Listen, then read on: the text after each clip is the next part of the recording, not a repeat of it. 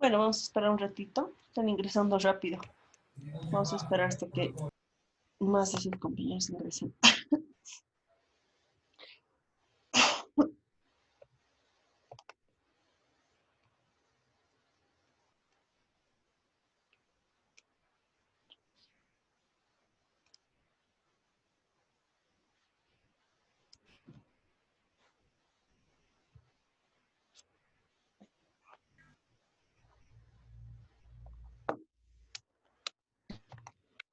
Ahora el preventivo, ahora el correctivo.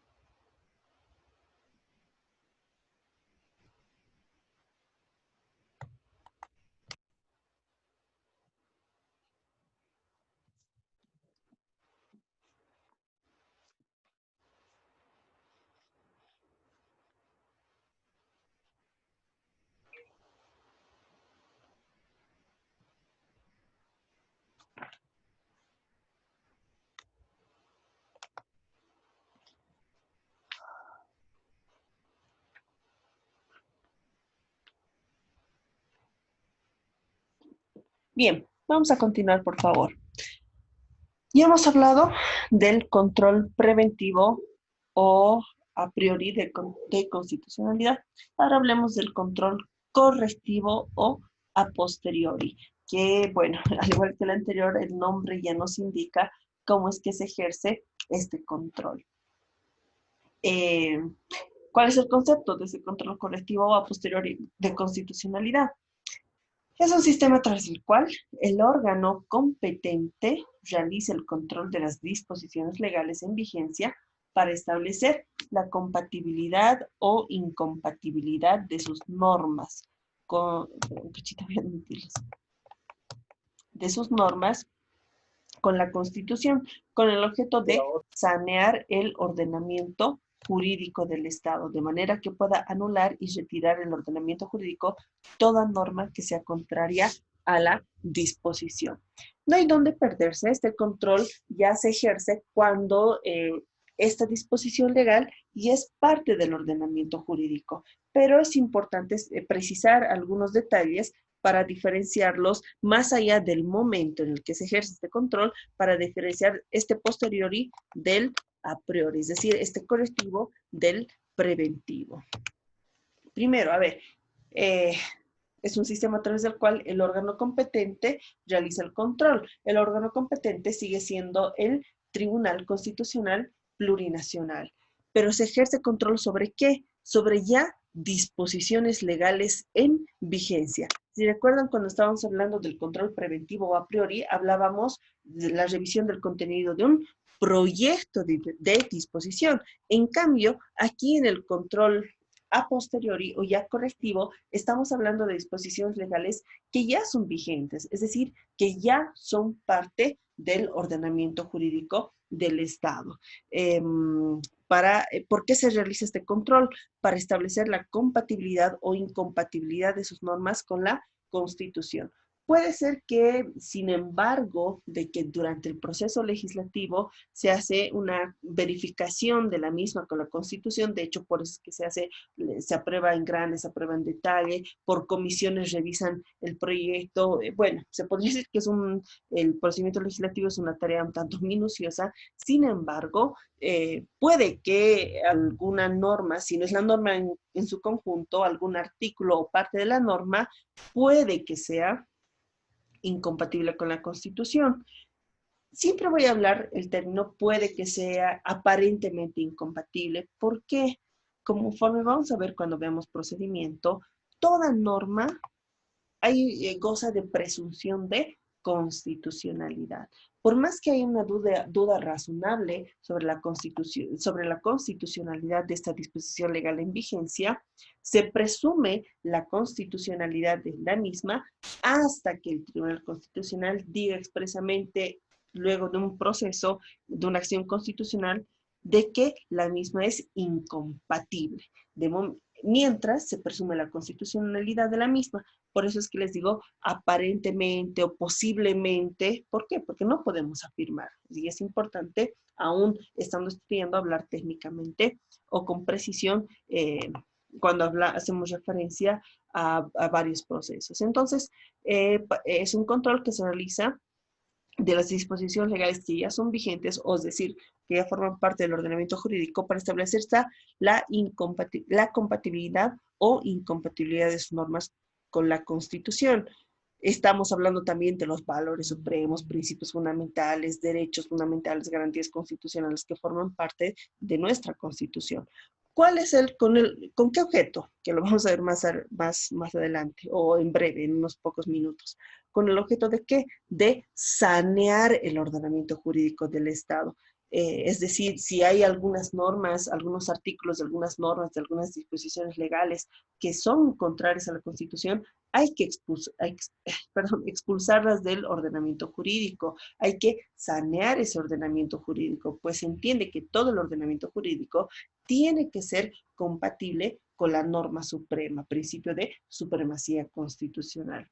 Y eso está en el artículo 410. De manera que este control que realiza el órgano que realiza este control de estas disposiciones legales, es decir, el Tribunal Constitucional, pueda anular y retirar del ordenamiento jurídico toda norma que sea contraria a la Constitución. Me adelanto en decirles que hay 3 acciones para esto. Si en el control preventivo hemos visto las consultas, acá en el control correctivo vamos a hablar de 3 acciones concretamente. La acción de inconstitucionalidad abstracta, la acción de inconstitucionalidad concreta y el recurso contra tributos. Eso me adelanto. ¿Cuál es el objetivo de este control correctivo? Es preservar el sistema constitucional sobre el que está estructurado el régimen democrático del Estado de Derecho. Es decir, garantizar la plena vigencia y respeto de los derechos fundamentales. ¿Esto a través de qué? De garantizar que todas las disposiciones legales que rigen el ordenamiento jurídico estén subordinadas a la Constitución. ¿Se imaginan que esté vigente una norma contraria o que afecta a nuestros derechos? Ya se atenta con ello el régimen de un Estado de Derecho, el régimen democrático de un Estado de Derecho, en el que hay una vigencia, promoción, protección de los derechos fundamentales. Y si una ley está vigente afectando a derechos fundamentales, garantías constitucionales, ya se está quebrantando o afectando este régimen democrático de que es un Estado de Derecho, como lo es nuestro Estado boliviano. Entonces, ese es el objetivo, que también pues de esta manera se va saneando nuestro ordenamiento jurídico, expulsando toda norma que sea contraria con la Constitución. Veamos también cuáles son los alcances de este control correctivo o a posteriori de constitucionalidad. Por disposición del artículo 202 de la Constitución, además del artículo 12 de la Ley 027, es decir, la ley del Tribunal Constitucional, este control de constitucionalidad correctivo se realiza sobre las siguientes disposiciones legales. Primero, estamos hablando sobre leyes en general, es decir, que el control abarca a todo género de leyes, sean estas leyes generales, leyes especiales, leyes sustantivas, leyes procesales, leyes nacionales, leyes departamentales, leyes municipales, a todo género de leyes. También alcanza a los estatutos o cartas orgánicas de las entidades territoriales autónomas. Se entiende que ya el estatuto es parte del ordenamiento jurídico, si bien en el control preventivo hemos hablado también sobre proyectos de estatutos o cartas orgánicas, pues estamos hablando de eso, un control sobre el proyecto de estatuto o carta orgánica. En cambio, aquí estamos hablando de un estatuto o carta orgánica que ya está en vigencia. Entonces, cuando hablamos de leyes en general, hablamos de todo el género de leyes, pero también hablamos de los estatutos o cartas orgánicas de las entidades territoriales autónomas. Este control se realiza tanto por vicios formales o materiales que hagan incompatible las normas de esta ley con la Constitución. ¿Qué otro alcance también tiene este control correctivo? Sobre los reglamentos en general. Vale decir, los reglamentos nacionales, reglamentos departamentales, reglamentos municipales. También se ejerce sobre los vicios formales, materiales que motiven la incompatibilidad de estos reglamentos o pueden ser también decretos con la Constitución. También estamos hablando que se ejerce este control correctivo sobre resoluciones no judiciales de carácter normativo. Aquí, bueno, previo a explicar esto, debo aclararles que las resoluciones que emita el órgano judicial no son objetos de control de constitucionalidad, no en este ámbito, no de esta manera. Alguna vez he visto que algún abogado ha tenido la intención de querer plantear alguna acción de inconstitucionalidad sobre una sentencia. No, eso es un rechazo in limine a todas luces. ¿Por qué? Porque no están dentro de este alcance de control de constitucionalidad.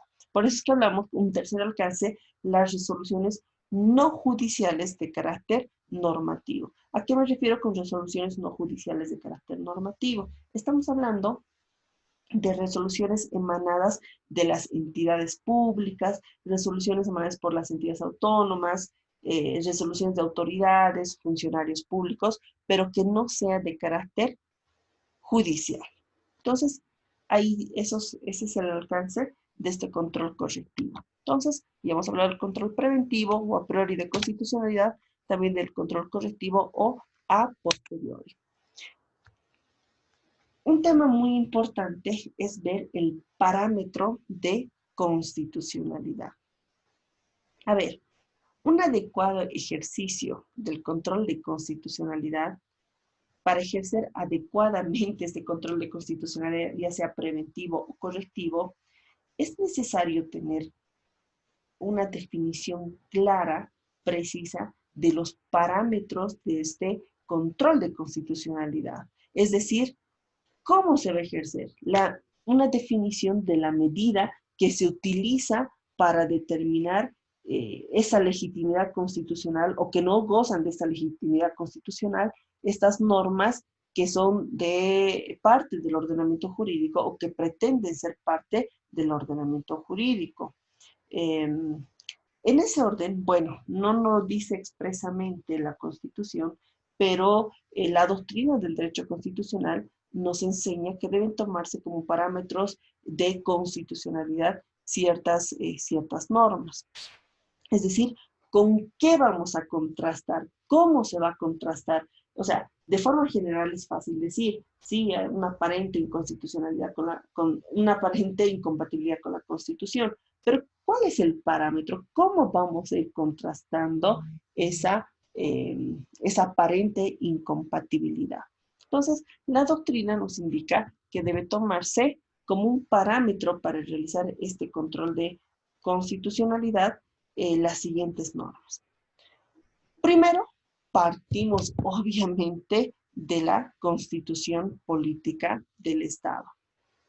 Esto implica que el control de constitucionalidad debe realizarse contrastando la disposición legal que está sometida a control de constitucionalidad ¿con qué? Con normas axiológicas, con normas dogmáticas y normas orgánicas. Recuerda nuestra unidad temática 2 o 1, 2, clases de normas constitucionales. ¿Recuerdan? Hemos hablado también de normas axiológicas, normas dogmáticas, normas orgánicas. Eso es a partir de su contenido. Recuerdan, en la unidad temática 2 hemos visto clases de normas constitucionales a partir también de dos parámetros, a partir de su contenido y otro a partir del momento en que operan. A partir de su contenido hemos hablado de normas axiológicas, normas dogmáticas, normas orgánicas. Se dan cuenta cómo nuestras unidades temáticas se van enlazando. Bueno, entonces, les decía, un primer parámetro es obviamente la Constitución, en el que se contrasta la disposición legal que está siendo sometida al control con qué? Con normas axiológicas, es decir, con normas que consagran valores supremos. Eso está en el artículo 8 de la Constitución, valores supremos como libertad, igualdad, justicia, dignidad humana o principios fundamentales, principio de soberanía popular, principio de separación de funciones, principio de supremacía constitucional, principio de reserva legal, entre otros. Entonces, con normas axiológicas que forman parte de la misma Constitución. También se hace un control de constitucionalidad con normas dogmáticas de la Constitución, es decir, aquellas normas que consagran, o esos artículos que consagran todo el catálogo de derechos fundamentales y garantías constitucionales de las personas, además de sus deberes. También se hace la contrastación con esas normas, es decir, con nuestros derechos fundamentales, con nuestras garantías constitucionales.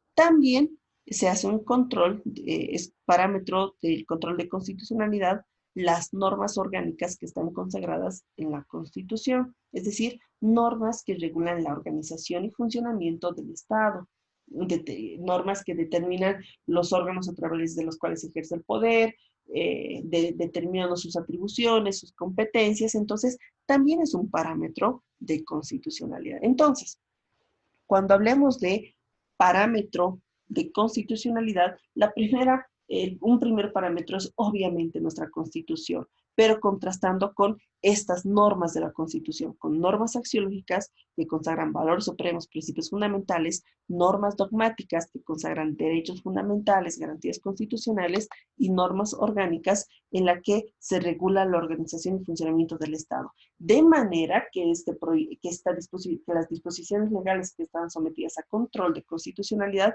no pueden contrariar ninguna de estas clases de normas. A ver, ¿qué también nos dice la doctrina del derecho procesal constitucional? Que se toma como parámetro de control de constitucionalidad las normas formalmente constitucionales. ¿A qué nos referimos con esto? Aquellas disposiciones legales que forman parte del bloque de constitucionalidad, es decir, aquellos tratados y convenios internacionales en materia de derechos humanos, derecho comunitario.